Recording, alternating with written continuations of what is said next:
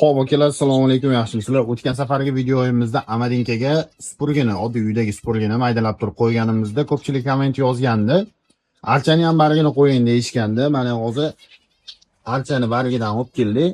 Yana bitta akamiz aytgan ekanlar, kanareykani ipi bo'ladi. O'sha ipini ham qo'ysangiz toshib ketib o'ziga uya yasaydi degan ekanlar. Mana hozircha 3 ta olib kelib ko'rdik. Qani qo'yib ko'ramiz. O'xshasa agar toshib ketib uya quradigan bo'lsa, yana ham ko'proq olib kelib qo'yamiz. Xo'p, akalar, mana boyagi iplarimizni qo'yib qo'ydik. Bitta bu yoqqa, bitta bu yoqqa, yemamizga. Plus archa barglarimizni ham oshiqchasi bilan mana bu uyalariga qo'yib qo'ydim. Sababi yerda mana buni rangida uncha ko'rinmas ekan.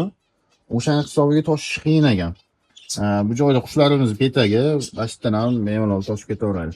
Rezultatni ko'ramiz, agar o'xshab qoladigan bo'lsa, o'zi ko'pchilik aytdi o'xshaydi deb. Yana ham ko'paytirib olib kelib qo'yamiz. Mana biz erka to'yimiz.